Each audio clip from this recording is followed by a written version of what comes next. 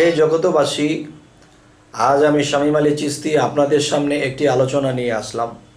সেই আলোচনাটি হলো যে আমরা খাই দাই চলি ফিরি, সাংসারিকভাবে চলতেছি, সামাজিকভাবে চলতেছি এবং বিভিন্ন আলোচনা করতেছি এবং বিভিন্ন মানুষের সাথে চলাফেরা করতেছি, ব্যবসা বাণিজ্য করতেছি। এর মধ্যে তিনটা জিনিস কাজ করে। সেই তিনটা জিনিস কি? হিংসা, লোভ, অহংকার। হিংসা, লোভ, অহংকার, এই তিনটা জিনিস আমাদের মাঝে রেখে যখন আমরা কাজ করি, চলি ফিরি, তখন মানুষের ভালো কিছু আমরা দেখতে পারি না। মানুষ উপকৃত হোক সেটা আমরা চাই না। আমার থেকে কেউ একটু উপরের দিকে উঠতেছে, তাকে নিয়ে হিংসা করি।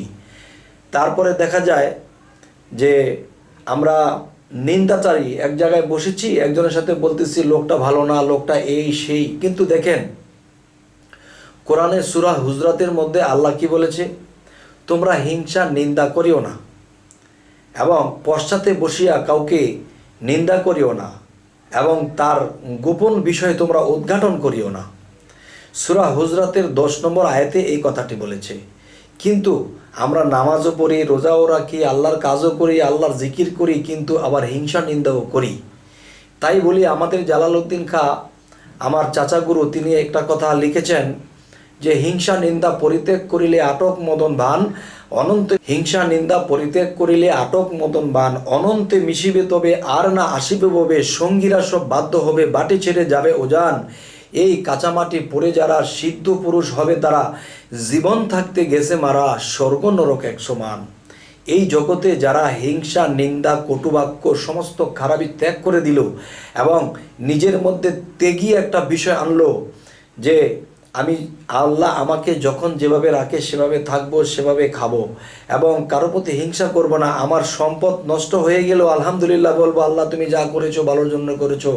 আমার সম্পদ একদিক থেকে এসেছে, আমি সূক্ষ্ম পথে খরচ করব আর বলবো আল্লাহ তোমার কাছে লাখো কোটি শুকরিয়া, তুমি দিয়েছো। তবে আল্লাহ যদি কখনো সম্পদ নিয়ে যায় তবুও বলতে হয় আলহামদুলিল্লাহ। আল্লাহ যদি কোনো সম্পদ আমাকে দেয় তবু আলহামদুলিল্লাহ। কেননা আল্লাহ সম্পদ দিয়ে পরীক্ষা করেন এবং সম্পদ নিয়ে পরীক্ষা করেন। সেই কথাটি আল্লাহ কোথায় বলেছেন? সূরা মুলুকের 2 নম্বর আয়াতে আল্লাহ বলেছেন, ওয়াল্লাযী খালাকাল মাউতা ওয়াল হায়াতা লিয়াবলুওয়াকুম আইয়ুকুম আহসানু আমালা ওয়া হুয়াল আজিজুল গাফুর। অর্থাৎ যে আমি মানুষের মৃত্যু ও জীবন সৃষ্টি করিয়াছি পরীক্ষা করার জন্য, তোমাদের মধ্যে কে কর্মে উত্তম, প্রেমে উত্তম এবং ভক্তিতে উত্তম এবং দানশীলে উত্তম, সেই ব্যক্তিগুলোই শ্রেষ্ঠ এবং তারা একদিন পরাক্রমশালীর সাথে মিশবে। হে জগতবাসী, আমি ছোটোখাটো ভিডিও করি যাতে আপনারা অল্প সময়ে একটু বেশি ভালো কিছু জানতে পারেন, আপনাদের ভিতরে যেন এই কথাগুলো ঢোকে। হয়তো বেশি লম্বা করে বললে হয়তো বিরক্তবোধ হতে পারেন, শেষ হয় না কেন।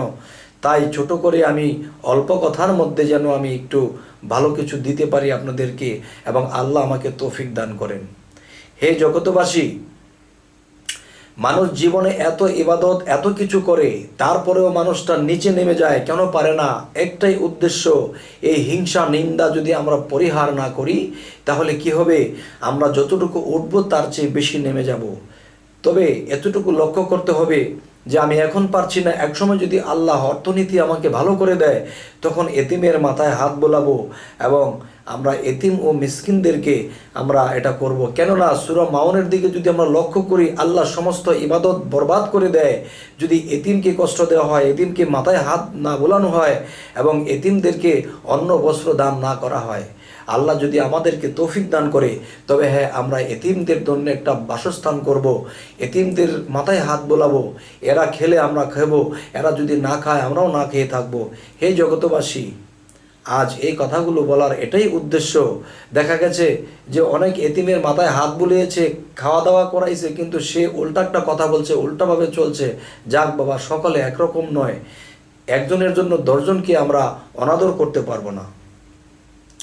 তবে আজকের যে মূল বিষয়টি, যে হিংসা নিন্দা পরিত্যাগ করিলে আটক মদনবান অনন্তে মিশিবে, তবে আর না আসিবে ভবে, সঙ্গীরা সব বাধ্য হবে, বাটে ছেড়ে যাবে উজান, এই কাঁচামাটি পড়ে যারা সিদ্ধ পুরুষ হবে তারা, জীবন থাকতে গেছে মারা, স্বর্গ নরক এক সমান। সেই স্বর্গ নরক এক সমান যদি আমরা করতে চাই, তাহলে কি করতে হবে? যে আমরা অবশ্যই কোরআন অনুসারে আমাদের মুর্শিদ ধরতে হবে, মুর্শিদের কাছ থেকে সাধন ভজন এবং মুর্শিদের কাছ থেকে যে আমল নেব সেটার উপরে যখন আমরা শ্রম দেব, দুনিয়ার কাজের ফাঁকে ফাঁকে যখন আমরা এই কাজগুলো করব, তখন কি হবে? আল্লাহ দেখবে দুনিয়ার কাজের ফাঁকে ফাঁকে সে আমাকে ডাকে, আমার আমল করে, আমার সাধনা করে। আর আল্লাহ কি বলেছে সূরা ইনসিরা এবং সূরা সাফফাতের মধ্যে? আল্লাহ বলেছে তোমরা যখনই অবসর পাও সাধনা করো। দেখেন, আমরা অবসর পেলেই আল্লাহ কাজ করতে বলেছে, সাধনা করতে বলেছে। দেখা গেছে হাতের মধ্যে এমন একটা জটিল কাজ ধরেছি, সেটা রেখে যখন আল্লাহর ইবাদত করতে আসবো, তখন সেই কাজের দিকে যখন আমার মন থাকবে, তখন কি হবে? শিরকি হয়ে যাবে।